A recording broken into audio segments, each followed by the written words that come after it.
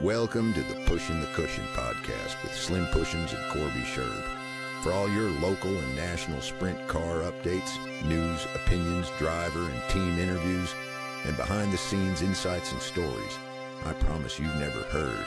These two have no idea what they're doing or why they're doing it, so give it a try. If for no other reason, you'll be able to make fun of them for it. And now, from the Rutherford Team Studio, please welcome Corby and Slim. What's up, everybody? Welcome to Pushing the Cushion Garage Beers. We are supposed to be live on Facebook. I'm assuming we are. It is. As always, my co-host, the biggest jazz fan that I know, Corby Sherb.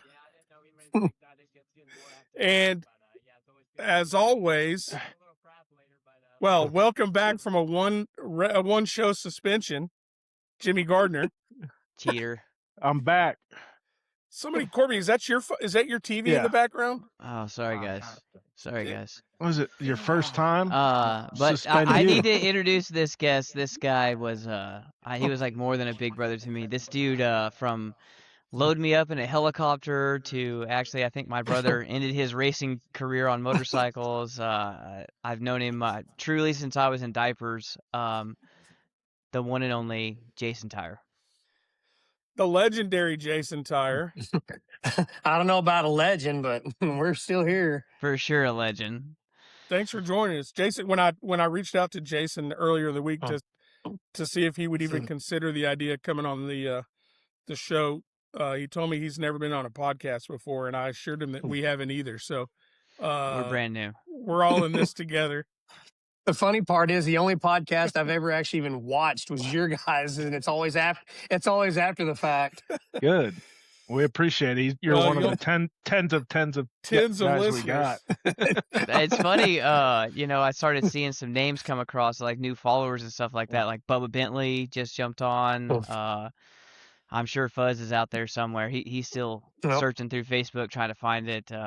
Jason Tyer was an absolute legend from Texas, still is in micros, and you've done just about all of it. I mean, what haven't you raced? Heck, at this point, I really don't know. I mean, motorcycles, go-karts, midgets, sprint cars, micros. I guess anything that's got a motor, we'll race it. If you're dumb enough to let me in it, I'm dumb enough to tear it up. What about that three-wheeler behind you? That's a buddy of mine's. Actually, that's the guy that was the usher at my wedding. It was a three-wheeler that was in his family since new, and it was rotting away in a tarp up in Michigan. And he goes, "Hey man, would you be willing to restore this?" And so it's just kind of whenever I get time to mess with it, I just tinker with it here and there. So just doing a full frame up restoration on it. That thing's pretty cool. Yeah, I think it's pretty sweet. I don't want to take anything away from Jason's accomplishments in any kind of racing, but don't ever let Jason let you down when it comes to painting anything or detailing anything, or fuck it, we just blew the bottom end out of this motor, so we're just gonna go polish her up, make it look pretty. Like Prez always said, if it don't run, chrome it. We'll be the best looking team loading up with the oil dripping out the bottom of it. Make it look fast. I swear to God, we was going to Lima one year, and I'm like, man, I need to be working on the XR. And I remember Travis was telling me, dude, y'all need to be like adjusting the valves and things like that. And President's over there with Mother's wheel polish has me polishing the wheels. I'm like, Dad, we're going to race Lima. It's literally racing in a sandblaster, and we're polishing the wheels. But hey, whatever. 100%. It's the opposite of me. Is there a better name? Is there a single better name than President? Only Prez if you abbreviate That's it. Awesome.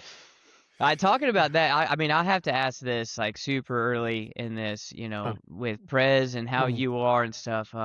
You rode for a little while the same 883 team that we rode for, and it was Jim Wagner, right? And I mean, the most, you could dent the tank, and he would say, just put a sticker on it. Like, it'd be fine.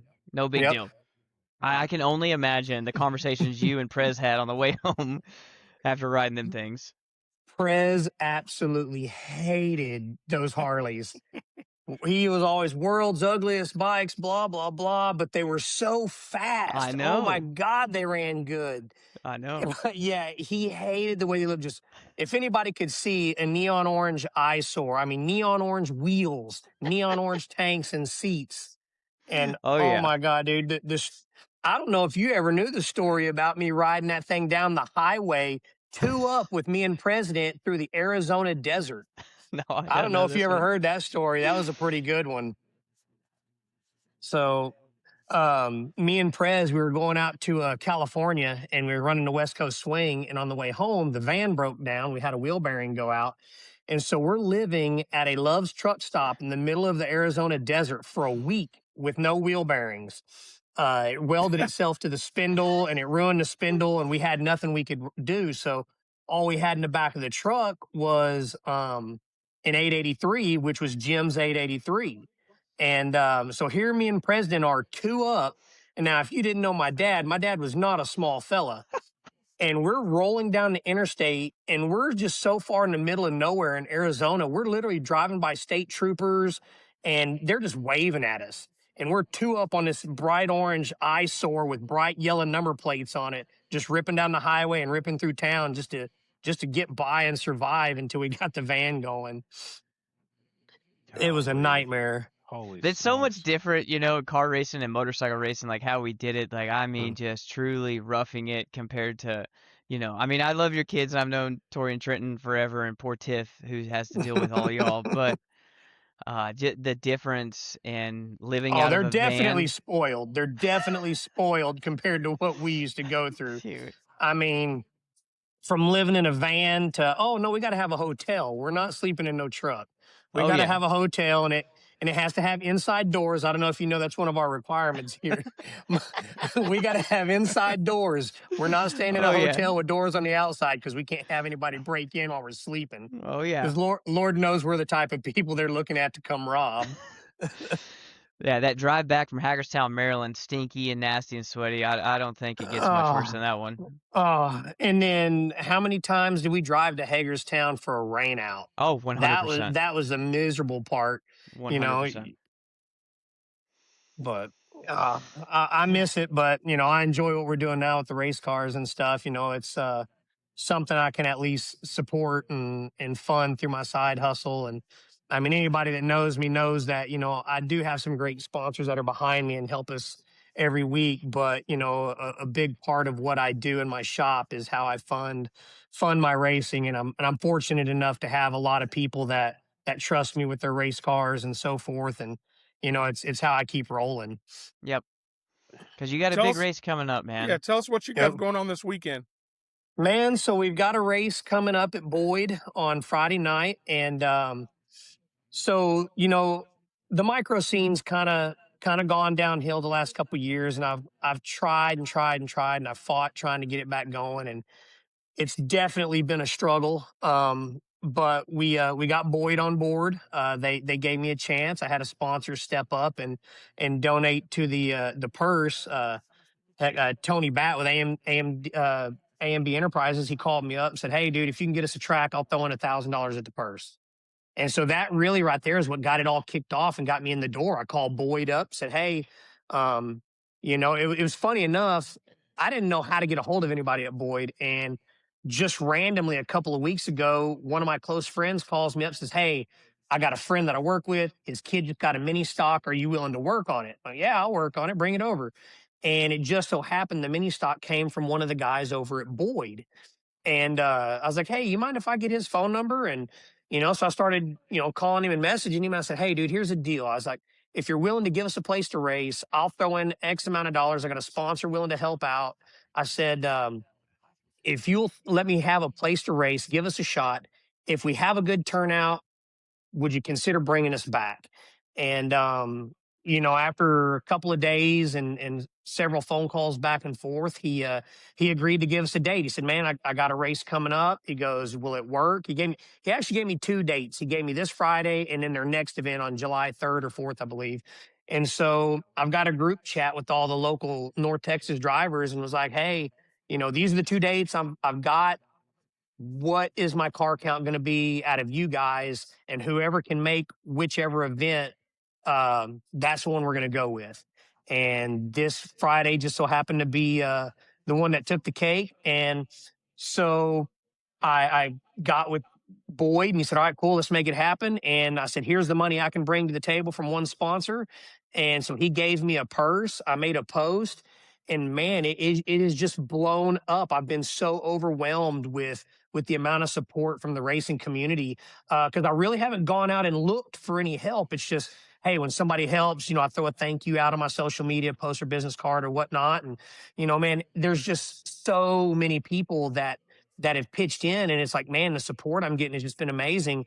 I mean, as of right now, we've raised almost $4,400. We're $4,350 is what I have raised to add to the purse. We've got $1,000 to win. We've got $100 to start, and then I have a total of 20. Let's see, I think I've got $950 in cash to award outside of the purse for things such as hard charger, soft charger, top place in female, one spot out. I mean, I just got all kinds of stuff. And, when people would donate, I just say, hey, where do you want the money to go? Do you want to go to the purse, or you want to have a special award? And man, it's just worked out great. Heck, Corby, even your brother threw in on Oh, it. yeah. We got Factor Fencing in on the deal, so Yeah. they pitched in and helped out a little as well. Well, it's kind of easy, being Jason Tyer, national number 12, and sadly, a lot of people know you, and you've always been a good guy, and it's cool, man. It's cool to go back to Boyd too. I know that even me and you have a ton of stories from there. Absolutely. And it's cool to see your kids still following you. I know that they're not. They'll never be Jason Tyer, but both your kids were really good. Thank God. Thank God. Both your kids are going to be there. That's super cool, man. I know Tori goes really good, and Trenton. Like I said, I watched you guys race at TMS, and I said that it is wild to me how long I've watched you race and like how much different they are in the race aspect. Yeah, it's been great, man. And yeah, like you said, we've been around Boyd for a long time. I mean, I think the very first race I ever rode was at Boyd in 1984, and I raced there every year from '84 till I think Mike sold it in 92 or 3 to Wayne Williams. Yep. And then Wayne ran it for a year. And then, about the time Wayne got rid of it was when I started traveling on the pro circuit. And so, we obviously had our gap there for a little while, and, we'd show up for the special events. I think your dad even put on a few races there. Yeah, and, for sure. We'd come there and run that. But to come back with the kids and the cars and stuff, it's, I got to keep my racing in check. Obviously, I race when I can. It's for fun. It is just a hobby. And, I try to keep it in check, but man, it truly is so much fun to get in there and just bang on my kids. I mean, yeah. racing with your son and your daughter, and don't think that there's anybody giving anybody any slack. I mean, there's a lot of trash talk behind the closed doors over here at the house. So, both the kids, they always want to beat dad, but I'm not going to give it to them. I mean, if they want to beat me, not a problem. Nothing's going to make me happier when they drive around me, but you're going to earn it, and I'm going to drive you just like anybody else. For sure. Kevin Ramey said the exact same thing. Yep. Yeah. Oh, absolutely. I mean, Kevin and Dylan going at it, and you can tell Kevin ain't giving Dylan no slack. I mean, it's at the end of the day, like I've always told my kids, every time I go to the shootout, I go to the non-wing class because it's the biggest class. And, it's at the end of the day, I want the toughest competition. I want the hardest one to win because it just means more. I don't want it to be handed to me. And, it's part of it, For sure. Justin Bates commented he's curious whether or not you can have his micro ready by Friday night. Said he paid double your hourly rate. You know what? Justin's been a good sponsor of mine. You bring it over, I will make it happen. Everybody that knows me knows at the last minute, I have no problem burning the midnight oil to make sure their stuff is ready in time. And that's always kind of been the demise of my own program at some points because I always put everybody else in front of my own. But yeah, in fact, heck, Justin threw in on it too. We've got the All-American Turf Solutions people on board with helping promote the race as well and pitching in on the purse. Yeah, man. That's Yeah, good. Jason, Be I don't careful believe with- that. I'm just glad to see Justin's phone works. I've been trying to get a hold of him all day. Be careful with Bates. Bates will make an attempt to turf the whole track, and it'll be a whole different animal. Right. Jason, I don't Merle- believe that Jason even sleeps. I don't think that that's even possible for him. Man, I tell you what, I've definitely ever since I got out of the hospital with COVID, I've slowed way down. But man, there was some times when it was, I averaged 4 hours of sleep a night was kind of my average. It's I get up about 5:30 in the morning to go teach at the school, and come home and run my errands or whatnot, maybe catch a quick nap, and then it's back out in the shop until midnight or 1 o'clock in the morning, and start over and do it again. And that was just kind of my routine. Merle Sounds said, my first race on a motorcycle was at Boyd, and I crashed and broke my arm. My first race in a sprint car was at Boyd, and I flipped. I don't know, man. As far as all the Sherb boys go, I don't think any of them were strangers to being dirt magnets. That's for sure. But I think of all of them, I think Logan was the one that boy. I swear to God, that boy's made out of balsa wood. That boy's broke more Logan. bones than anybody I've ever met. Poor thing, man. The amount of times that Logan had to get loaded up was wild. I didn't crash very often, but when I did crash, that's me down there on the bottom left. That's in Jeeps. Brett Souders on the right. I can't believe Brett hasn't jumped on here yet. I'm kind of disappointed in him. Him and his kids you go sent dirt this track picture. racing. Who'd you say? Jason's in it?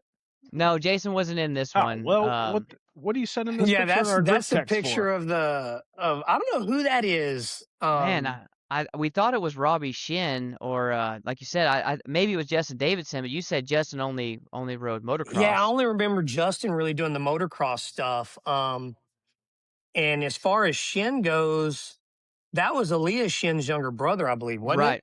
Yes. So, crap.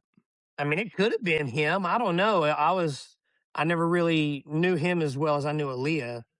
What, you started riding 600s at the age of what, like 6 or 7, something like that? I think I was 11 when I started racing a 600. Yeah. And it was the reason we did it was because it was all we had. I had an 80cc bike that we'd been racing.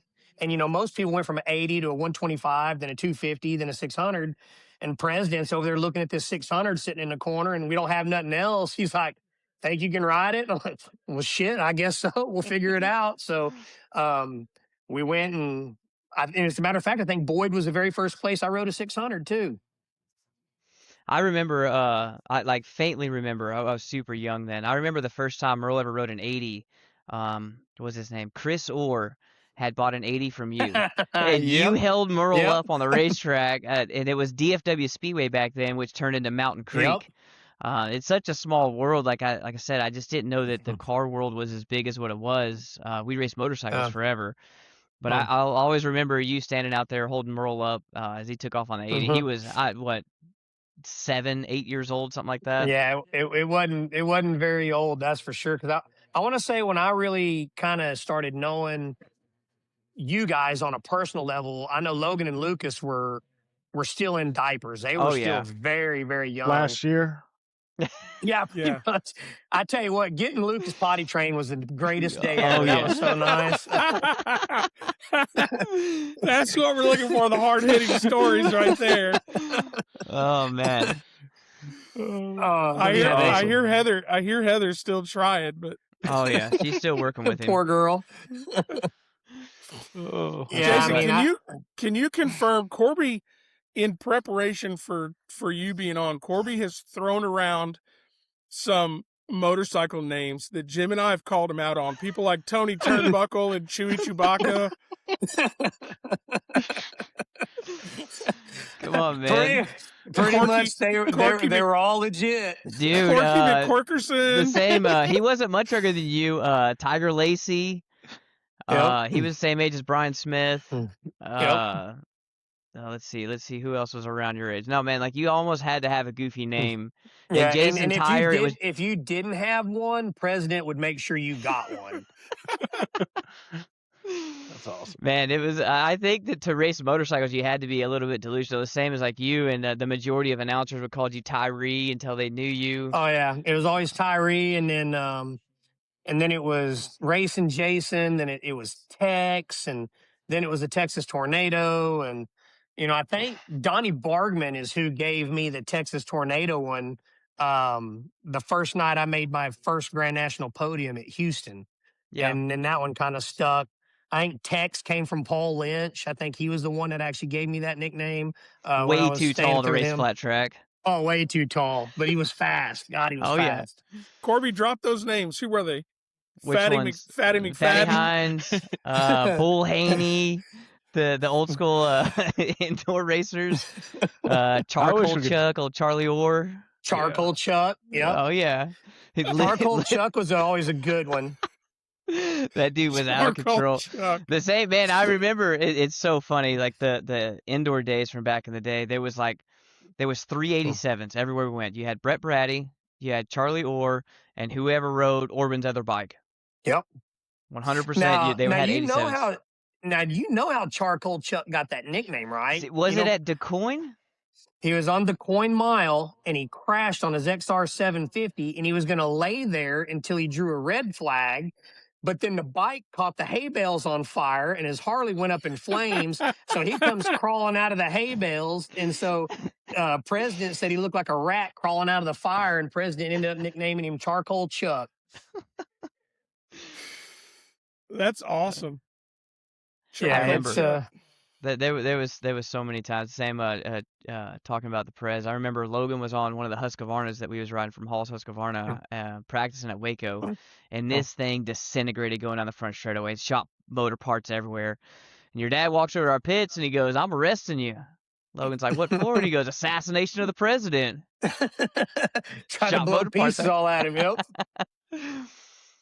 So we claim that this show is a show of honesty. So we need you to be honest with us. All we have ever heard from Corby is how fast he was. Like, he's like the washed up high school baseball player that, he's like, I can throw faster than him. I could run faster than that guy. Was Corby as good as Corby claims to be? I was better in a car than I was on a motorcycle. Textbook backpedal. I will be 100% honest. When it came to the entire Sherb family, every one of the boys and Scott and himself, every one of them could damn sure hold their own any night on a flat track or at a Grand National. I was kind of before Corby and Logan and all them guys at the national level. So I kind of grew up racing with Scott. I was a young kid growing up racing against Scott, and then I was kind of in between. Then Merle kind of came up, and I raced with Merle. And then here comes Corby, then Logan and Lucas. And, we ran a lot of outlaw races together. But, yeah, they were all fast. They could all hold their own. I mean, Corby's definitely got his – he's got his how you want to say it, the right to brag, I guess you can say. And especially once you started riding the KTM stuff towards the – on what was that? With Tolbert? Class? Yeah, with Tolbert. What class was that? It wasn't the basic expert class. No, it was a basic experts. It was basically the same as the super tracker stuff. Yeah, so I ran the super tracker stuff, and then they got rid of it. But yeah, does that mean Corby and all the boys are fast. No, it was that Jason knows. Kenny Tolbert, man. Definitely when it comes to me, more than Bill Warner, the most legendary tuner around. Tolbert. Even though the bike was an absolute pile of shit that night, Tolbert made you believe you could do it. Yeah. Yeah. Tolbert's favorite saying was, "You want me to go get a 4-inch trailer ball hitch and put it in the middle of the seat? You can just sit on that." Yep. Jim's about ready to go cook dinner while Jim's lost. I didn't really know it existed when I moved here, and I was like, "Oh, these are not many." And the funny thing, not many people do. Like, as a kid growing up, I never really told anybody I raced motorcycles because they're like, flat track, what the hell's that? Oh, you just go in a circle? That sounds boring. Corby's always said the same thing. He's like, none of my friends in high school had any idea what I did on the weekends. They just knew I couldn't hang out. Yeah. Pretty much. No, growing up in Cincinnati, I could either go, west and see a sprint car race in an hour, or I could go south and see a dirt late model race in an hour. And that's all I did. And that's what I thought was one step below the NASCAR Cup Series.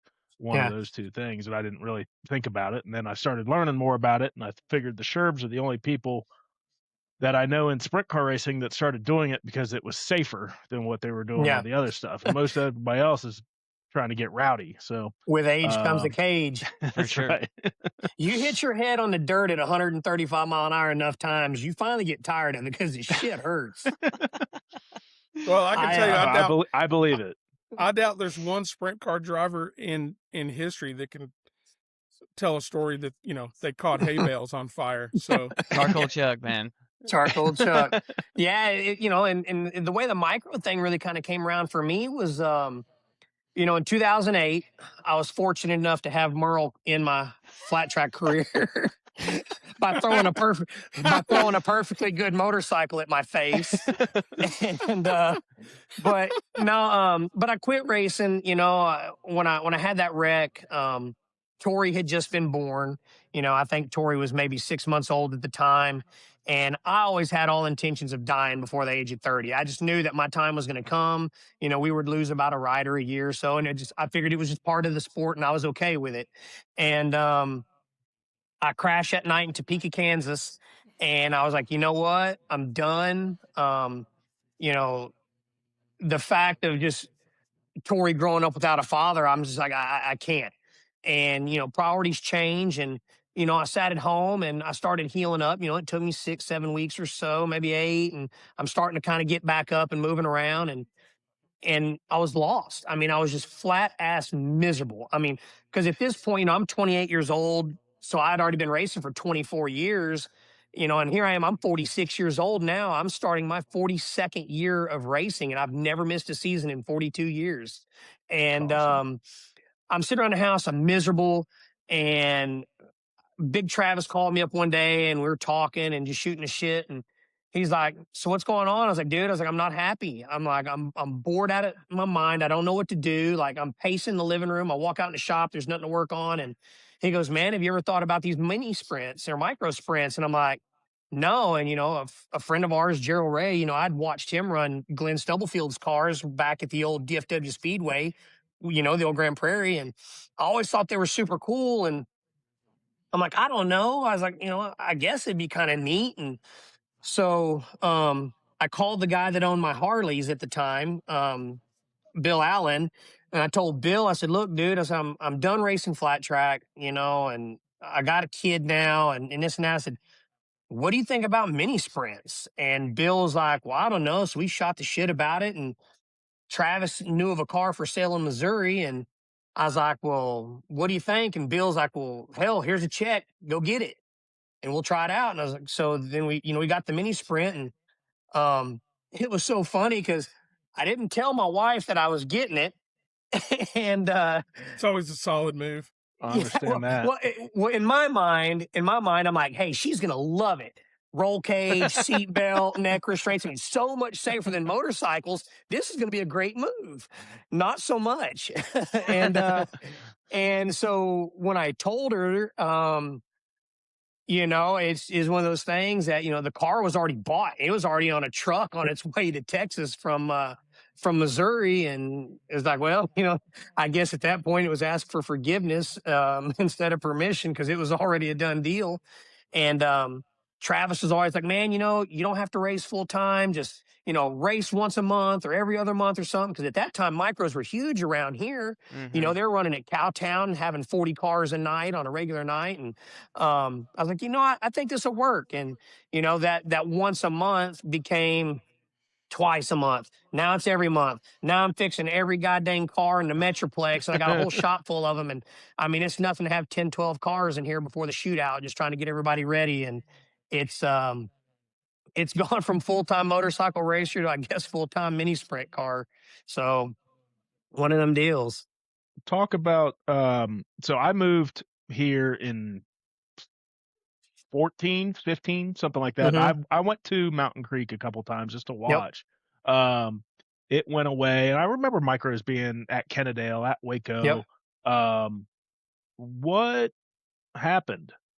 You're the micro guy around here. Like what happened, and what can you do to kind of bring them back? Because I didn't grow up around them either. As I joke with Justin all the time, I'm like, look, I don't work on them toys. Yeah, you and send that to Jason. So, I really don't know what the biggest bitch is about them, to be honest. But I do remember back when I first got into it, I thought they were way cool. And people always think, oh, it's a kid's car, it's a kid's class. Mm-mm. But what they don't No. understand, I mean, these things, there's a mini a night when they're the fastest lap time of the night.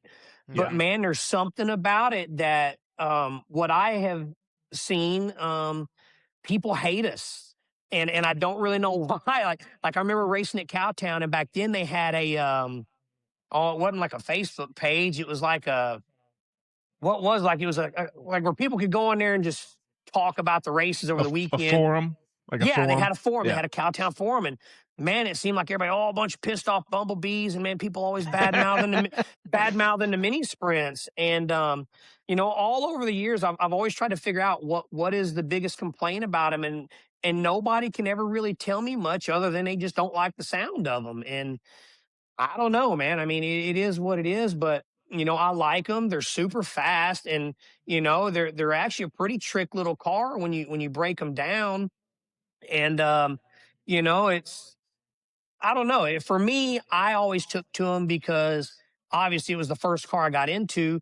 But for me, a lot of times I'm by myself out in the shop and whatnot, and it can be a truly one man show. Yeah. At one point I started trying to get my program set. I was thinking about building a 305. I was going to get a sprint car.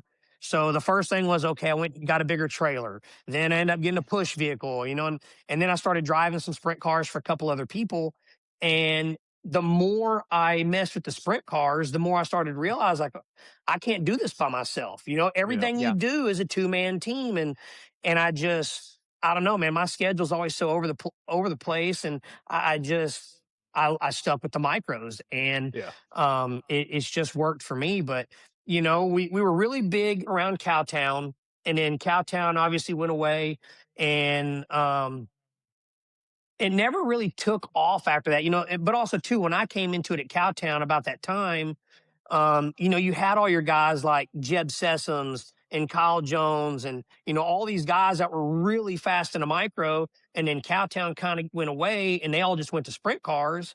And it's just, I guess they always kind of considered it was like a stepping stone from go-karts to sprint cars was a micro, but then there was nobody to support us. And it's come and go over the years. Scott Key had a series for a while with Tower, and he did a really good job keeping it kind of going locally. But as anything, life changes, and he moved on to do bigger and better things. And people have been after me for years, saying that I guess I'm the spokesperson for the micro scene around here nowadays. And You are. everybody's like, man, you ought to start promoting races and stuff. And I like promoting, like, this whole thing with the Boyd has just been great, and I've loved every minute of it.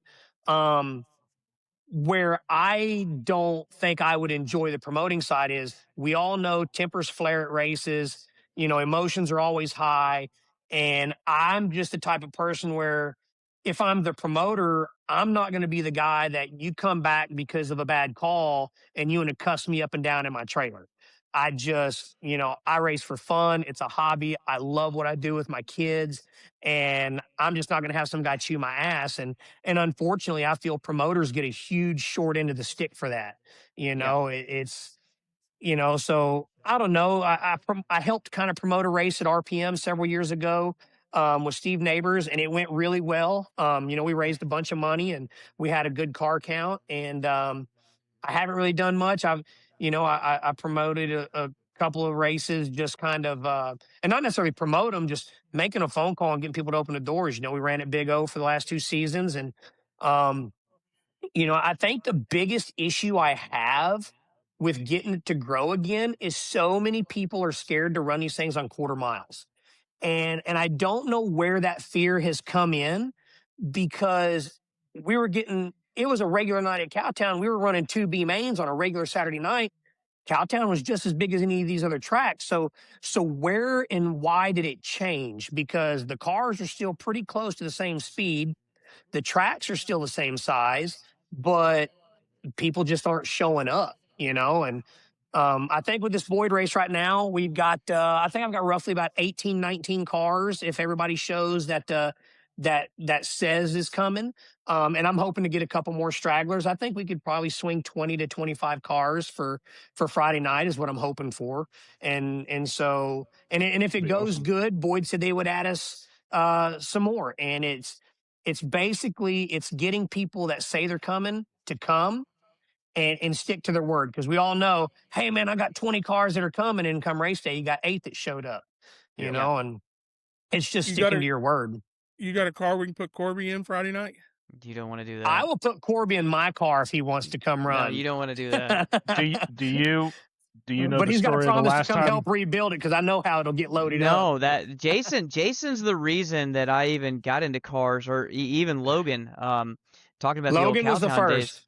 Yeah, Logan was the first. Logan didn't tell any of us brothers and just showed up at Cowtown one night. And Jason let him drive his car, and I'm like, dude, if you can go drive it, then maybe Jason will let me drive it. I called It's Jason, so funny, yeah. And I called Jason. I'm like, hey, dude, I want to try that thing. Went down there, drove like an absolute lost duck. And I got back home, and it was like 2 weeks later, Logan had a micro sitting at the house. He had a PMP Jacob's Ladder car. Everyone was like, you're nuts, don't do it. And that's kind of how we ventured over into the car world. Yeah, I got several people around. I think I'm the one that got Brian Diebrich in it. Yep. I got Corby in a car, and you ran at Cowtown. We built a brand new PMP and of Brent Armbruster's. We built that car for a customer of mine up in Michigan, a good buddy of mine actually that we all flat tracked with, and he saw that I was doing it and he wanted a car, so I built him a car and we built it, and Corby went and raced it. He was the first one to drive it at Cowtown. Yep. How disappointed were you in that decision? No, that was actually like went pretty decent. good. It went pretty decent. Yeah. Well, the only time we're disappointed in Corby all the time, but it's not from the racing side. Well, his micro career went downhill after that. Oh, for sure. I crashed Logan's car every time I ever sat in it, and then the shootout incident. Yeah, I don't ever need to be in a micro ever again. It's so funny too. Oh my gosh. Oh, Jim, you weren't there that night, were you? Jim was there. Jim, were you there the night he put it in the catch fence? Oh, yeah. Who do you think pulled it out of the catch? Oh, yeah. It wasn't the catch fence. It was the grandstands. Oh, yeah. Who do you think pulled them out of it? We pushed it out for 2 other heat races, too, and the piece of shit wouldn't run. I'm like, I'm done. Like, I'm never getting back in one of these things. He was in hot lap session 2. 100%. Everybody in the building was there watching 100%. That thing because we're just everybody setting the bar. Just set the bar ants in their pants. You know, it's the day after Christmas. Everybody's all pent up and want to see the first 2 sessions. They wanted to see me ballpark myself, but I just I'm standing next to Corby on the ramp. Go ahead and fire that thing off. And I didn't take 2 steps up the ramp and turned around, and his car's in the grandstands off the backstretch. Oh, man. That says so much about your Sherb racing career, though, Jim. Oh, well, not just his Sherb. A lesser man would have just walked away. Well, that's what I mean. Welcome to the shit show. Corby, Merle's story a while ago about wrecking his first time in a sprint car. Race driver when I see one. Wasn't that the night? Wasn't that the night that you told him to follow you, or one of y'all? So I started front row outside in a 305. He started right behind me. It was an SST race, and I said, "Dude, just go out here and follow me. Like, you can do it. If I can do it, you can do it." And we took off, and I took the lead. And 100%. And we were cruising around, and I was leading the heat race, and red flag came out, and I stopped underneath the flag stand, and I think it was Brad Shirley that was flagging that night, and I looked up, and I was like, "Hey, man, was that the 78? I just knew it already." And he was like, "Yeah," and I said, "Shit, man, it's his first race." Drove her off the top of turn 2. Follow me. The first race was always the hardest. I remember when Brian Diebrich decided to get a mini sprint, and I don't know where we got the wild hair up our ass to get this car, but at this point we're so new to micros, we know nothing. And Brian had this like CJ5 or CJ7 Jeep, and we found some shit box car down in Arkansas or something. We didn't know nothing about him. So he goes and trades this Jeep for this micro, and he brings it back. And like I said, this would have been about 2008, 2009. And like I said, we didn't know nothing about these things. It shows up in I'm sure Jimmy and them guys know about it, but like it had a steel key splined rear axle in it and like just some homemade. Yeah, it was old. It was raggedy. And Brian decides to run Cowtown the first night in it and he flips it. And Brian's got a photo somewhere. I'll send it to you guys if he's still got it somewhere.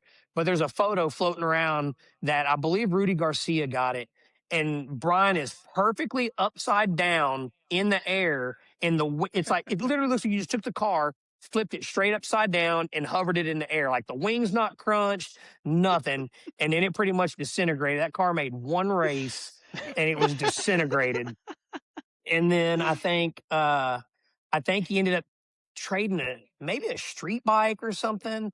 I don't know. He ended up trading something else because once we got into it, now we're just a bunch of dumbasses and we got to keep going.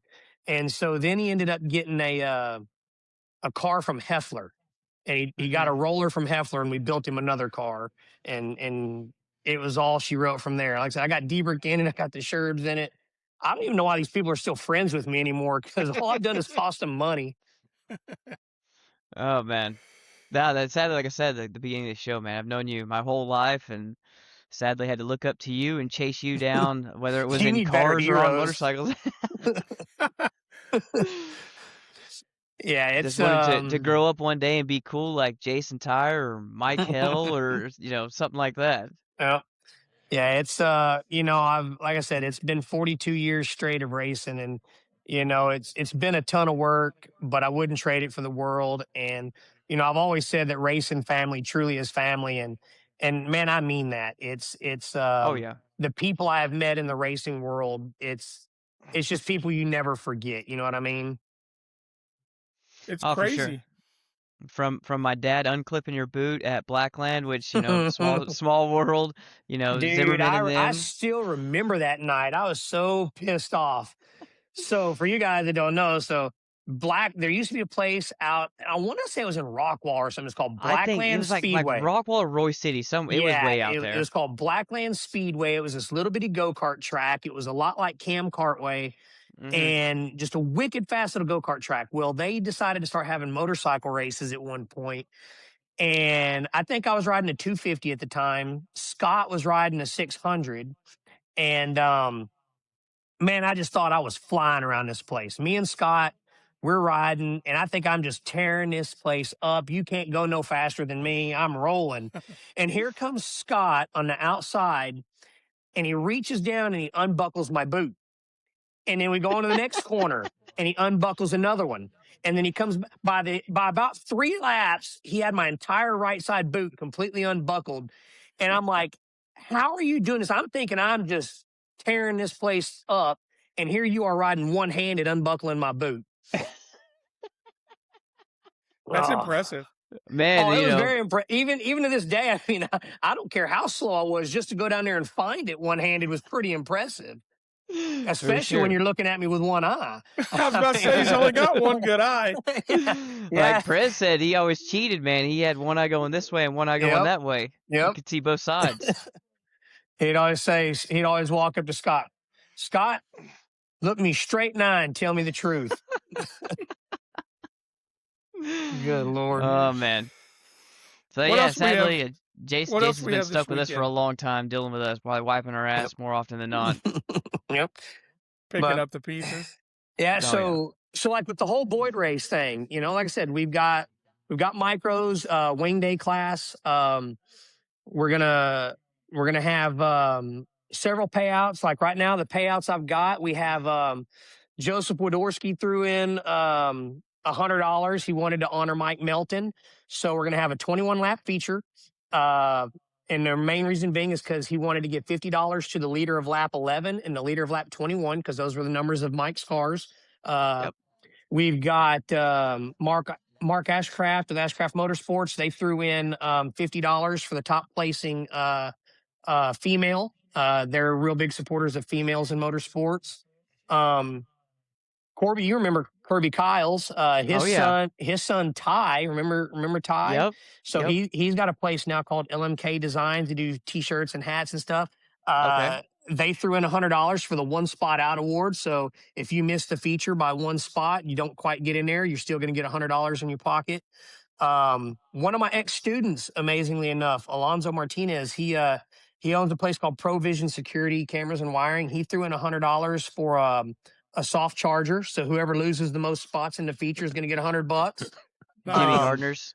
Yep. Yeah, that's right Yep. here. Yeah. At Chili Bowl, it's called the Green Jacket. We were talking about it earlier. It's a really Right. good Yeah. bit on Twitter. The Chili Bowl Yeah. Green Jacket. Whoever can lose the most spots. That's a good Right, bit. I like it.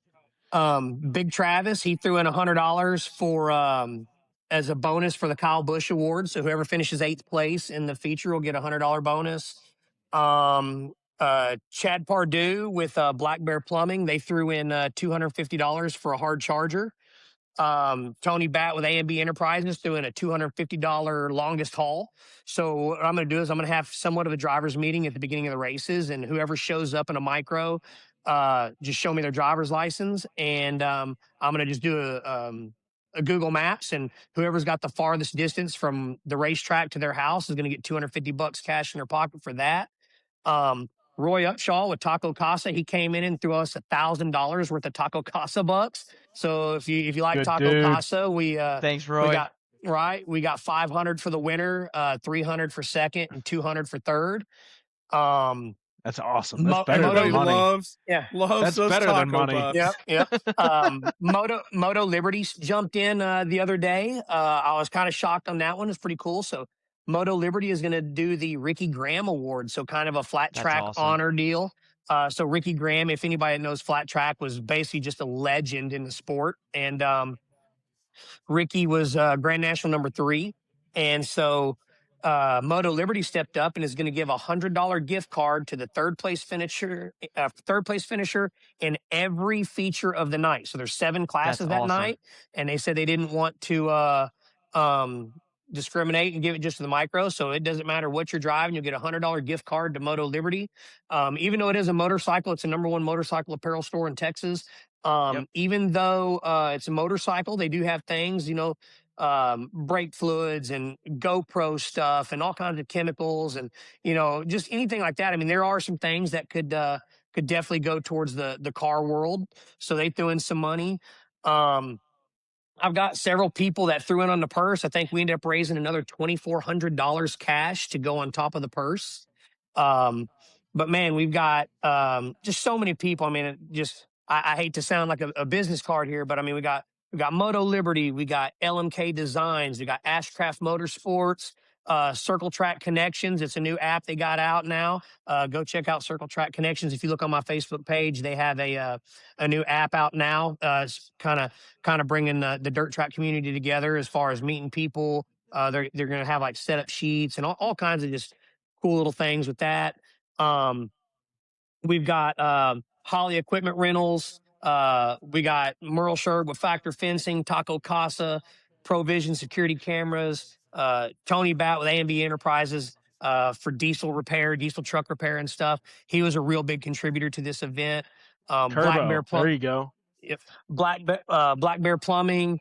We got the Shakers Paint and Fabrication. That's who did the Mike Melton Award. All American Turf Solutions. We got Justin Bates, of course, and then H&R Motorsports. Scott Height and Gerald Ray threw that in. So, I mean, like I said, I just started kind of pushing the race a little bit through my social media, and man, the racing community really did come together, and they pulled out all the stops, and the generosity's just been overwhelming, and it truly is those people that made it happen. At the end of the day, I didn't do nothing but just answer a phone call and just give people the common area to go to make it happen. And it seems like every time I make a flyer, it seems like somebody else will make a donation and I got to go in there and readjust the pay. But, what started out as I think the original post, I think we were going to start out with like 75 to win, 400 to start. And now we're up to 1,000 to win, 100 to start. And it pays pretty darn good all the way down through the field. So, and like I said, you don't even have to win it to, because we got all the in addition to purse as well. So, we've got roughly 30, what do we got? 40. We got almost $2,000 in additional with a Casa bucks. We got $950 cash and $1,000 in Casa bucks. that are in addition to the purse. So, anybody that wants to look on Boyd's page or look on my Facebook page, they're more than uh, welcome to come join and support the event. And, every bit of money I raised, it went right back to the drivers. None of this is benefiting me in any way. I'm just doing this to try to get the sport to grow again. And This is why Tiff fortunately, still doesn't like you racing. This is why. man, when it falls down around me, it seems like I always find some way to somehow make it come back. It's like it seems like For sure. for the last several years, it's just been up and down. And when it seems to catch a little traction, it seems like we get a hiccup. But I think the Boyd thing, with the amount of support that's come from the people, I'm hoping that it takes off. And if we have a good car count, we're welcome back. And if the second race goes well, we're talking about we may have a permanent home for next season for the micros again for Awesome. probably twice a month type deal, and hopefully will grow because the thing about it is you got Cam Cartway right down the road, and you got a lot of kids coming out of the go-karts that I feel micro would be a great way to step up, before you get into a full sprint car or whatever, get used to running some of the bigger tracks, have a little more horsepower and whatnot. And then having a place to welcome them that's close to where they're already racing, I think it could actually be a really good deal. That's awesome. That's awesome. And the Big Power Eye show that you ran along with the midgets in March, we talked about it on here after that show. That's kind of in a really good spot in the calendar. It is a really good, to have it really a really is. big marquee event down here in town. And Yeah, so if there can be regular racing to build the Right. series, you could have a big marquee national event down here. It's Right. got some potential. I think the Little Texas track is a really cool track. I think it's a cool venue, and I know they've got some Power Eye Nationals there. I think we got another one here at the end of the season. We've got a couple of races here and there. I believe Big O's running on the Bull Ring. We went and ran that a couple of weeks ago, and we're fortunate enough to win it. And the Bull Ring is their go-kart track. Wasn't it from the and tail too?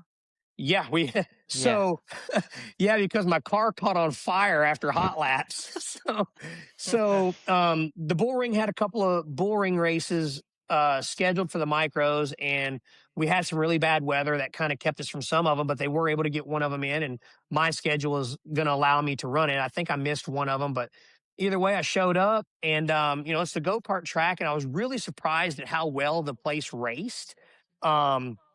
It was actually a good time. I think we had 15 cars show up.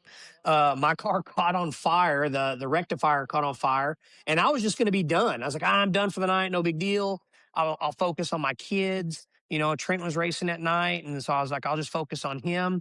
And I knew Danny Diebrich was coming to the races, and he hadn't made it there yet. So I called him up. I was like, hey, dude, are you still coming to the races tonight? And he said, yeah. I said, dude, stop by my house. I need a rectifier. So he stops by the house and picks up a rectifier, and I missed my qualifying. They did single car qualifying at night. I missed my heat race, but luckily there's only 15 cars, so everybody made the feature. I got my car put together just in time to tag the back for the feature, and we started 15th, and I think we took the lead at around lap 18 or 19 or something like that, and we led the rest of them. And it was I want to say it was a 50 lap race too, if I remember right. I want to say it was a 50 lapper. But it was a really good time. I really like the track, and I think they're going to have us back sometime in November, I believe, September, October. When I find a for sure date, I'll share it to my page. But I think some of the guys down south with Pipeline MD are sponsoring that event, and so we should have one of those races as well. So as of right now, that I'm sure of in the North Texas area, we got Boyd willing to give us a shot this Friday. If it goes good, I think we're going to possibly get a shot on July 3rd. That's not a for sure yet, but if it does become a for sure deal, I will definitely start pushing that. And then we got a Bull Ring race, and we got Little Texas again at Texas Motor Speedway. That's good. I'm just going to go ahead and out all the car guys. Jason Tyer, you grew up in the same world that I did, and 150% payback meant that the top half of the field got paid for everyone who entered that race. So if you showed up and there was 18 riders and 12 of y'all made the main event, only the top 6 got paid. Yep. Whenever you look at the car world, so many people just look at start money. Yep. They always look at the start money. And I'll be honest with you, the person that's kind of changed my way of looking at it is Joe Duval. I mean, Joe Duval's always posting. He goes, it doesn't matter what it pays to start. I always look at what it pays to win because that's all that matters. Because I ain't going to start. I'm going for the win. And it's one of those things, man. Yeah, the motorcycle racing, you definitely weren't going to get rich. No. But yeah, you had to fight for every inch. And it seems like the car world, it's everybody in the main event's getting paid. Now at the national level, obviously we made good money. Oh yeah. But at the outlaw races, like you said, 150% payback, you had to be up on it because there's a many a night, president was like, hey man, you got to get up on the tank because we don't make no money. We literally do not have enough gas money to make it home. Yeah. Yeah. It's different, and I mean, I'm gonna go ahead and say it. You don't have to give away it, but does the same line work in cars as it did on motorcycles at Boyd coming off turn 4? The famous Boyd line. You always had to bet your ass that with 5 to go, if I wasn't leading it, I was gonna come out with that line, and it worked every year. And sure enough, I'd win the pro race. It was the wildest thing in the world because everyone at Boyd, we'd go there and we'd all run around the top, man. They had hay bales just praying for us not to jump into a helicopter.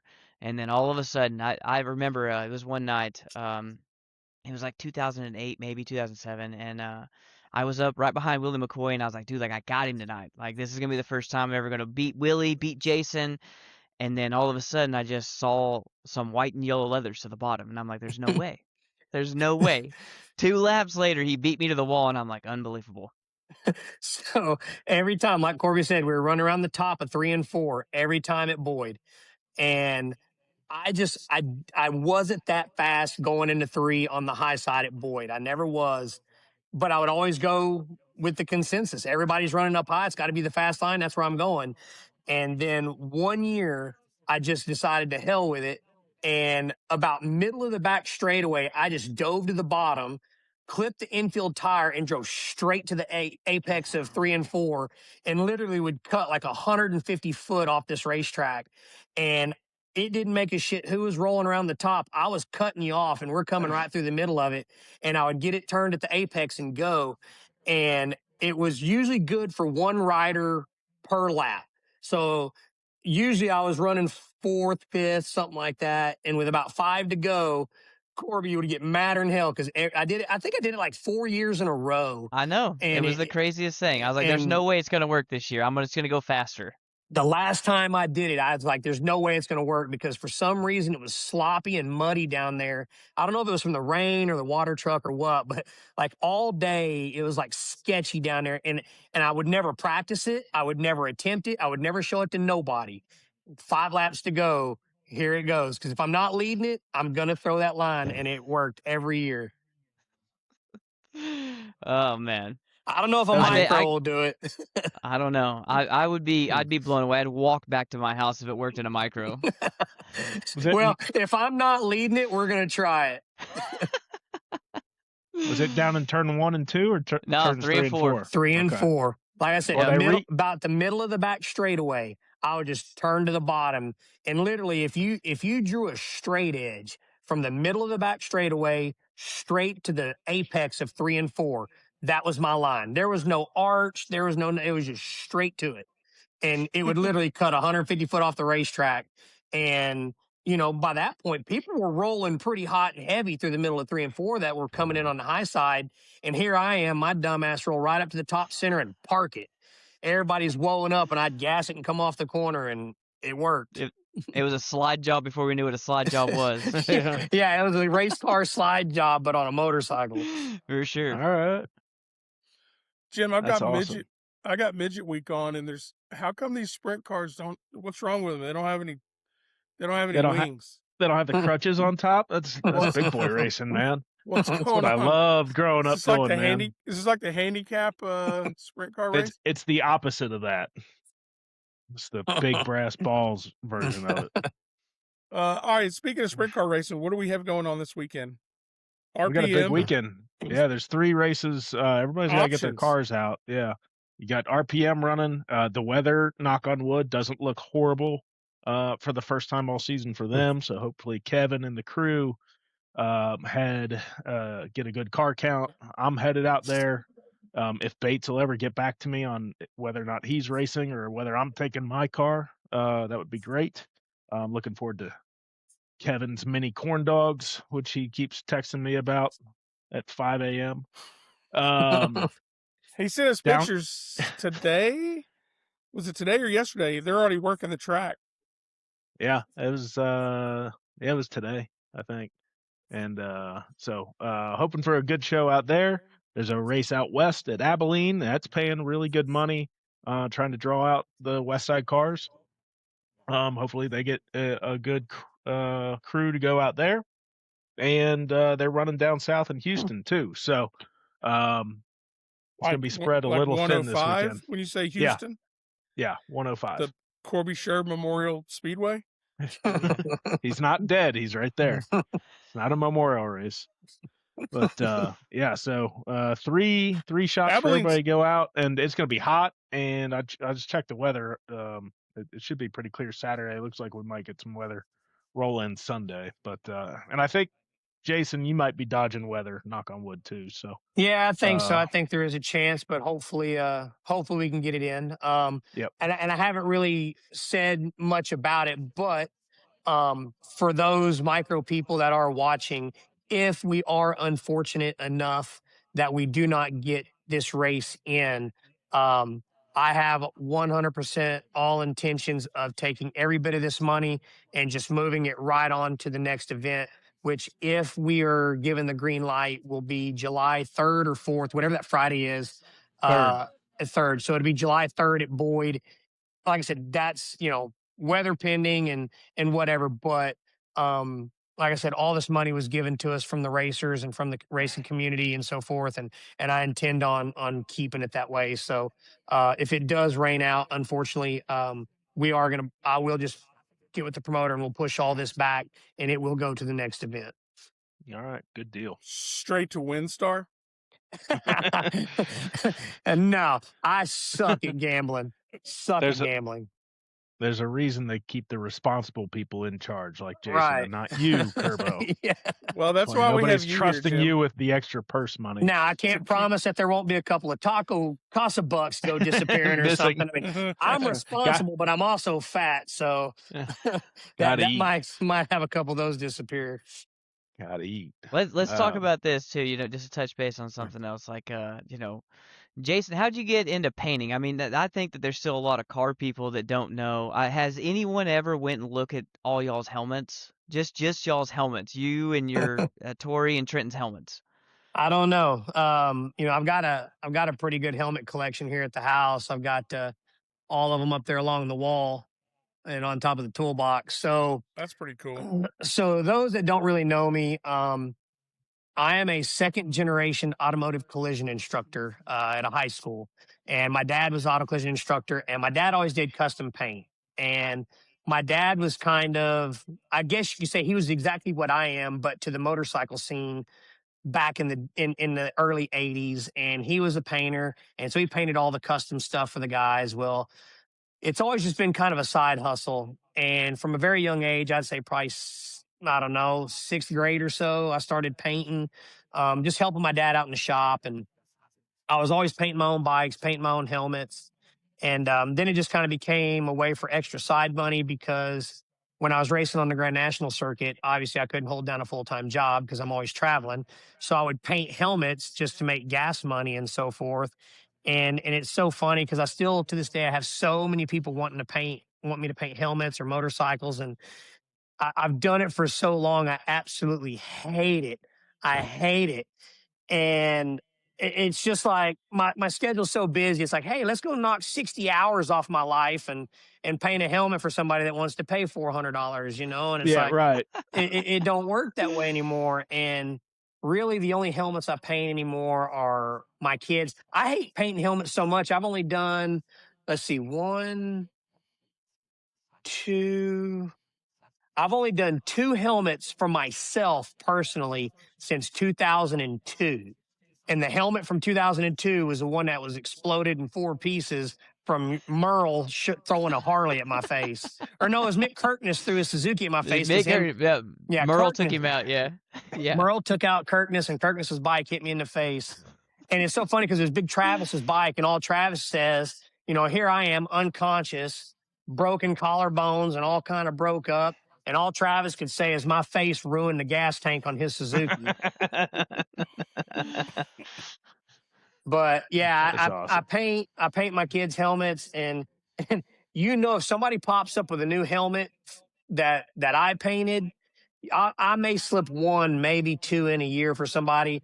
And usually it's because I found something stupid that I don't need, but I want it and I need quick cash. And I'll paint a helmet. Who needs one? Because it's something stupid I found on Marketplace that I want. What's the turnaround on a helmet? How long does it take you? About 6 to 8 months. My famous line is, I'll have it to you before you need it. So Corby sadly, needed it, and I think that I'm the only one out of my brothers. Like I said, we've known you my whole life, and I think I'm the only one you got a helmet painted for. And I got a new Arai. Surprise! Corby got something everybody else didn't. Got a new Arai. I dropped off with Jason. I think that I don't know. I got his beginning of the year, like February or something like that. And I dropped off with Jason, and Jason's like, "Oh yeah, no big deal, man. I'll get it to you." First Springfield came around, no helmet, and the same. Like, I mean, I'm not gonna bug you about it. You'll get it to me whenever we can, and second Springfield was coming around. And I'm like, man, I really would like that new helmet. It would be sure nice to have one. And so I called Jason. The DOT sticker's already expired on it. Called Jason. He was like, dude, don't worry, man. I'll have it to you before you leave for Springfield. And I'm like, awesome, man. So and I didn't bug him again about it.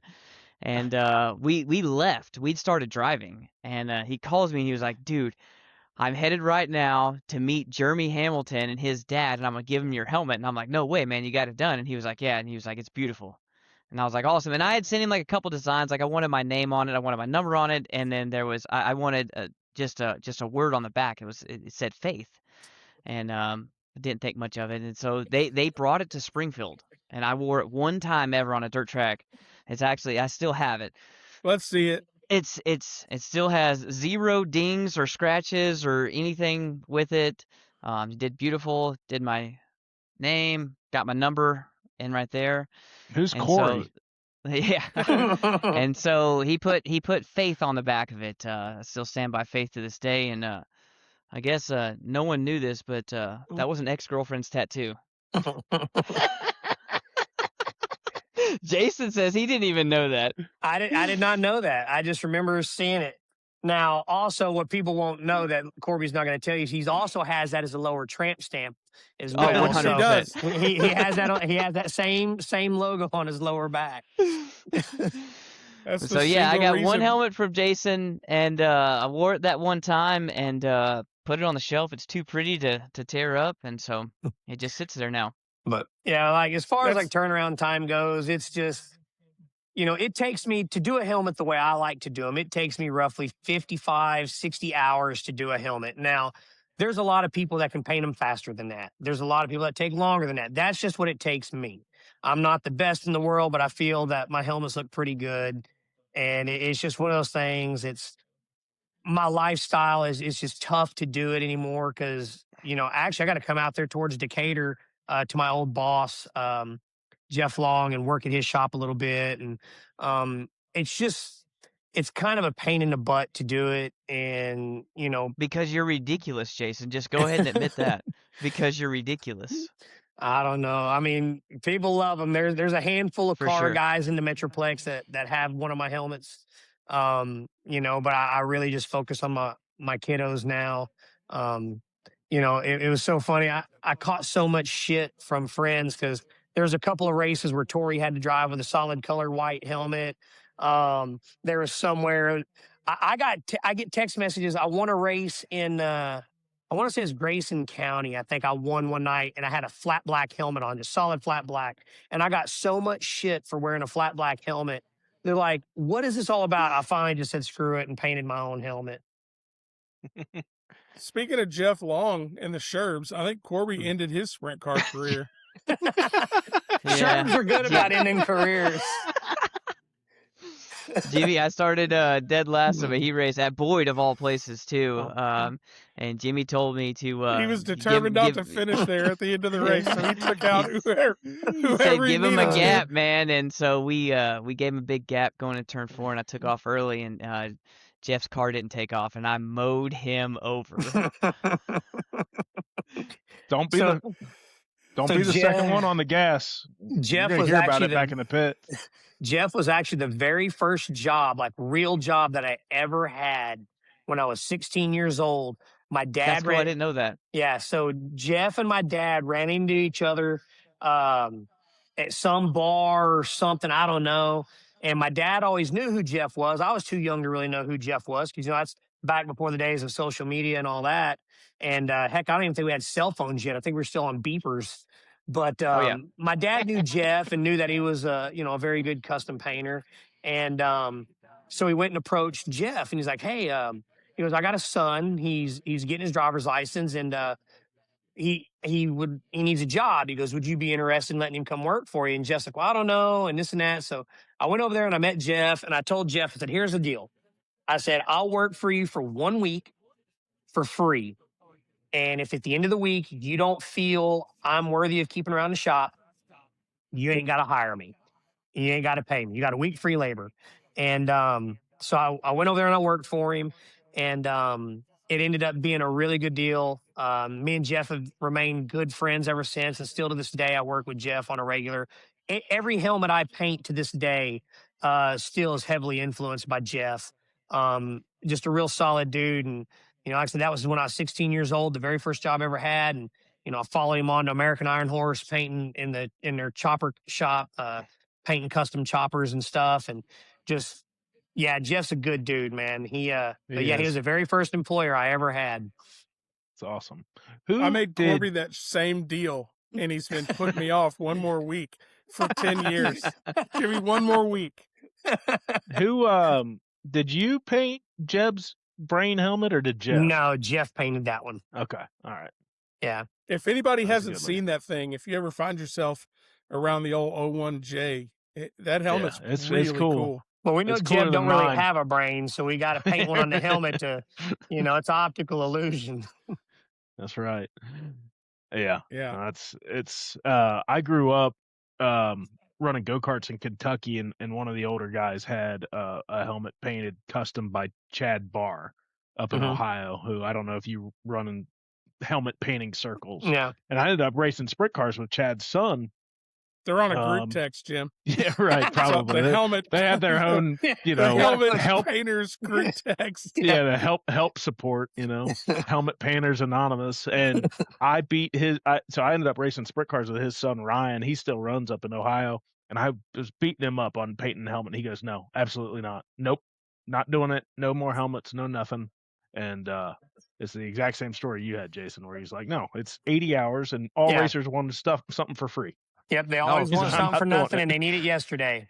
Yeah, exactly. Yep. I'm out. I don't want to. I said, okay, no problem. So now I just got a can of orange spray paint, a $25 NFL Bengals sticker eBay sticker package. Mine. Don't worry, and, I was embarrassed to look at it when I saw you calling that midget at TMS earlier this year. I was like, good Lord. He's easy to spot on the track. Are the car guys better than the motorcycle guys about needing something for free, or no? You know how it is, man. Everybody wants a deal and everybody wants a hookup, and it is what it is. There's a select few that they don't care what it costs, they don't care how long it takes, they want it by you or whoever that painter may be. My dad always said, "Bubba, hell, just keep it long enough that by the time they get it back, they were so pissed off at you, they don't care what it looks like. They're just happy to have their shit back."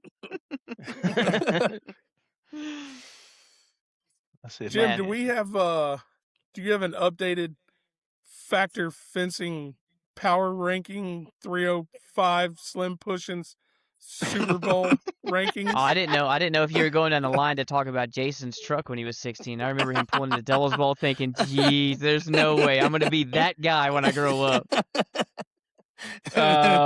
Oh God, that C10. Let me pull up the power rankings. I don't have a graphic, but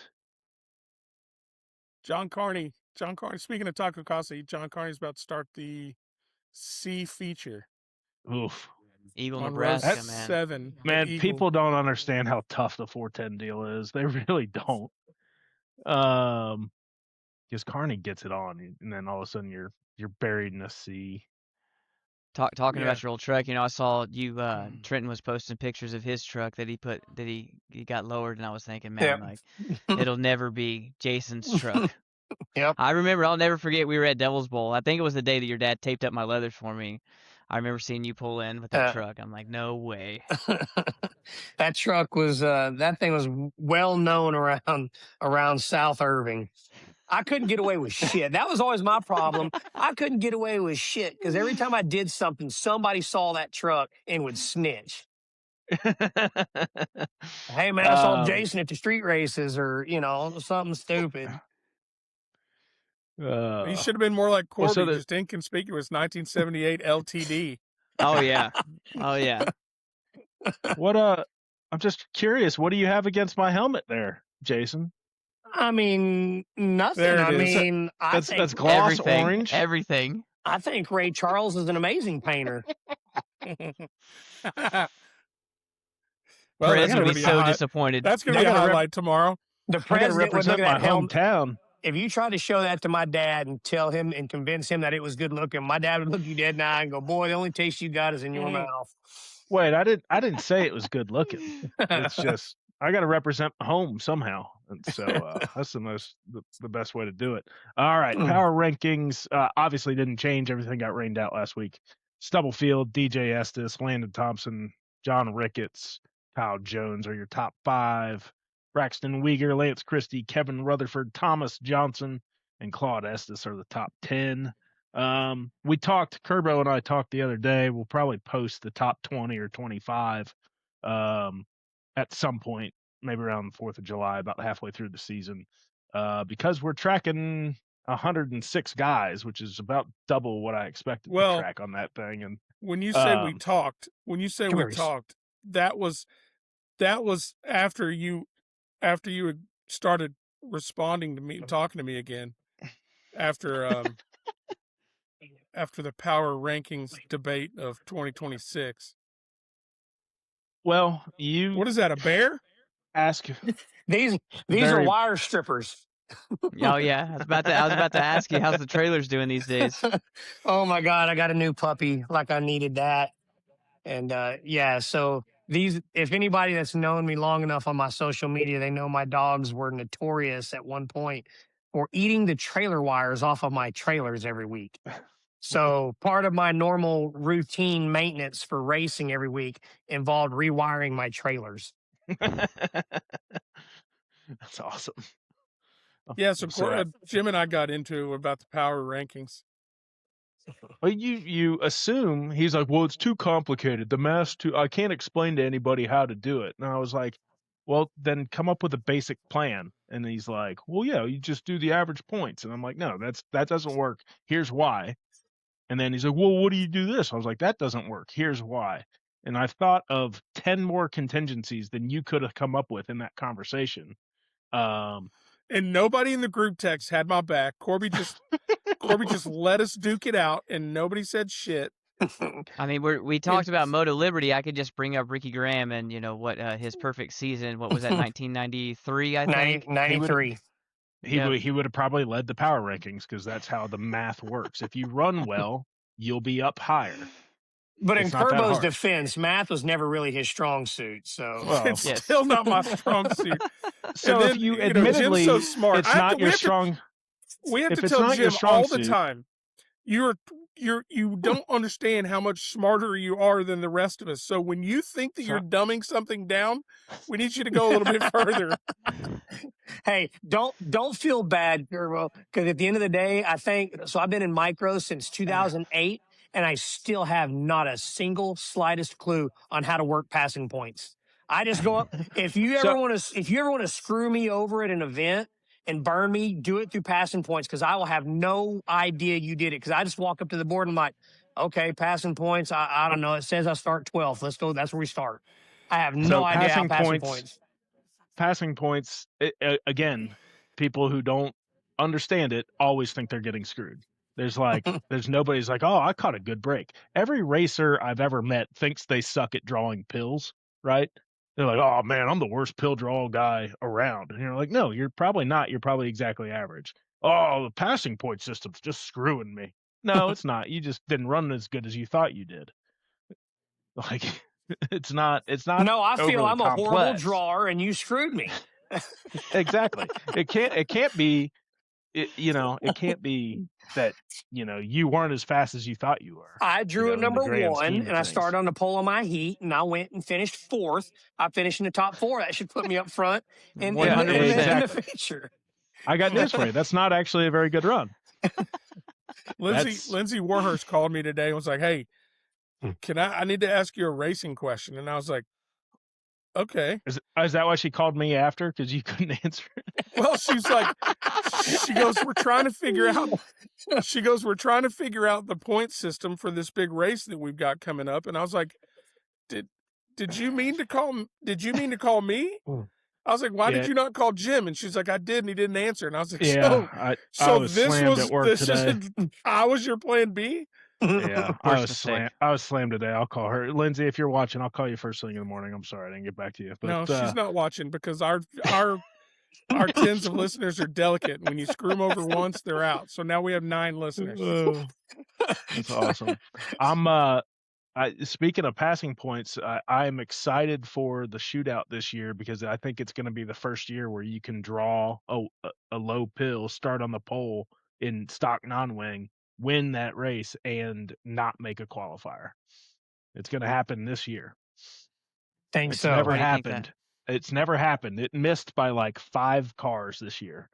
It will happen this year coming up, and I wonder what they're going to do about it because that's bad. Well, it's crazy how fast you have to be there. I think 2 years ago there was 430 something cars. I think there ended up being like just over 400 that actually drew in. Obviously a couple of pre-registers didn't show. Right. But I drew a really high number. I started almost dead last in my heat race. I passed 3 cars right off the bat. I think 3 other cars took themselves out. So I gained 6 spots in my heat race and still had to battle my way through. And I didn't go backwards at any point throughout the night. And, we went forward every time we hit the track. The first one being the most important, we went 6 up. And I still think I started like 16th or something in the feature. It's like, you make a single mistake at that place, man. It's tough. It's passing points. The reason they use it at the shootout in that Chili Bowl is it's the only way to at least make it semi-fair. Right. But it still has big holes in it, and just the car count. That what they have to do is they're going to have to add more qualifiers, and then they're going to have to chop them down because you can't have people draw in on the day after Christmas, draw a 1 and risk them winning their heat race and then being put in a D main. What about whatever, C main? What about that many cars? The opportunity that you're going to be in the same heat with somebody. My kids ran the shootout for the very first time in restrictor class, and they wind up in the same freaking heat together. I'm like, you morons stay away from each other because they cannot stand to lose to each other. I'm sure the Sherb family was the same way. They 100%. Hate losing to each other. I'm like, look, guys, I got to pay for this shit when y'all bring it back on a hook. Yeah. Do not crash out running 7th in a heat when it pays nothing. And then the very next year, Tori moves up to A class, and we're in the same heat. I'm like, how does this work? The first time I ever raced heads up with my daughter, she started right in front of me at the shootout. Yeah. We call that the Sherb effect because they were inevitably all in the same heat. Well, when you got 5 of them, what do you expect? Yeah. When there's 10 riders and there's 5 of them are Sherbs, good Lord. Nobody ran the Sherbs harder than the Sherbs. Yeah. We were just dumb enough to keep doing it, including into cars. It just Jason. It's Jason's fault. We'll just blame Jason for it all. It's my fault. You're welcome. You should have just said no to them. If anything, I could be used as a bad example. Yeah, they'd have been off making bogey somewhere. Oh, for sure. But no, we just followed Jason. He said my first motorcycle race was at Boyd. I remember apparently I stopped on the back straightaway, asked my dad how I was doing. He was like, "The race isn't over." Am I doing good? Yeah. You were. That's pretty on brand. Oh, for Yeah, sure. it is. And then my first time ever getting in a car was Jason's car. Yeah, that's awesome. Which we'll get this wrapped up. Jason, good luck this weekend with the event and the micro stuff. I greatly appreciate it, and we do have a feature winner sticker to get you. Nice. Because we're trying to bring that back. I'm all for it. I've always been a big fan of the tail tanks littered with feature win stickers and cool trophies. I mean, I don't know if anybody's seen them, the trophies that I did for the Pete Frazier Memorial this year at Port City. I did some. Those are skateboards? Yeah, I did some custom painted skateboards. Those are awesome. And there's one, and there's only one for each race. I know there's a couple people that were like, man, I want one of those too. And I'm like, no, you have to win the feature to get one. There are no spares. I had just enough stencils made, and we painted just enough for the feature winners, and that's it. And Christy McDougal is going to be making some custom stands of some sorts to hold them up. So they're pretty cool too. I've always been a big fan of the trophies and the feature win stickers. Cool. For sure. All right. Well, make sure we get 500 of them. So we have 50, but I'll order more. Well, if you got feature wins, I'll greatly appreciate when you start making the B main winners, because that'll probably be the only time I get one. As a bit, I made a participation award one for my tail tank. So there we go. I could definitely be Simpson. one of those. At least you tried cake, right? On it. I still think a field filler sticker would be good too. Yeah, we thought about that too. Or best first donator. You just showed up and donated to the purse. Yep. But all right, man. Well, we appreciate it. Good luck this weekend. Corby, you're going to be in a micro this weekend. No, God. Yep. Friday night. Please don't. You're driving for Tyer Motorsports. Jesus. You're probably going to have to stuff a pillow in the fire suit, because I guarantee you my fire suit's double the size of you. So, you can drive and represent me. You can be. There has been, I don't know if anybody's ever known, there has been a Jason Tyer imposter in a micro. So I was going for the championship in 2013 at Mountain Creek Speedway. And I was going to SEMA that year, and I wasn't sure if I was going to be able to make it back to the track in time in order to race. And so I needed somebody dressed like me in my car to make laps to get the points in case I didn't make it. And so Chip Graham took my truck. There it is. He took my truck and my trailer and showed up to Mountain Creek Speedway and got in my fire suit with my helmet and everything and drove my race car in hot laps and the heat race. And my airplane landed from Vegas, and I hauled ass to the racetrack and got there just in time to tag the back of the field, because I'm pretty sure he qualified like ass. But I think Chip still got a photo somewhere floating around. There's a picture from Mountain Creek Speedway of my car with Chip Graham and all my gear driving my car. Was his head sticking out of the cage? Yes, it was. It was so funny because it looks nothing like me sitting in the car. You know me, I'm short and fat, and he's tall and skinny. I just wish I could have seen how he looked in my fire suit outside the car, because I guarantee it was baggy in the belly, and it looked like he was ready for the flood. I hot lapped one of Sherb's midgets. We went somewhere, some motorcycle track or something, to shake him down. I put Corby's suit on. I had freckle shins. It's a good thing the fuel pump, the lines on the fuel pump didn't loosen up, burn my shins off. I'm wearing that thing, but that's awesome. Well, a lot going on this weekend. I know we got a lot of people from after we were out in Abilene, after they threw a mic in my face, that they're one of our 9 listeners. So I hear rumors that our director of Pushing the Cushion Girls is behind the wheel this weekend in the old the old teal bomber number 7. So if y'all are out there, she'll be doing autographs from 5:30 to 6:30. I'm just glad I could take awesome. y'all from 11 listeners to 9 tonight. Yeah. We didn't want those two anyway. They were the pain in Lord's the work. That's awesome. Jason, thank you for coming on, man. We really appreciate it. Best of luck this weekend. Thank you, You're guys. the pillar in town, and you are the man to bring the 600s back. So we'll see if it happens. We got our foot in the door. We'll see where it goes from there. Sounds good. Awesome. Boys, we'll see you at RPM Saturday. There you go. Later.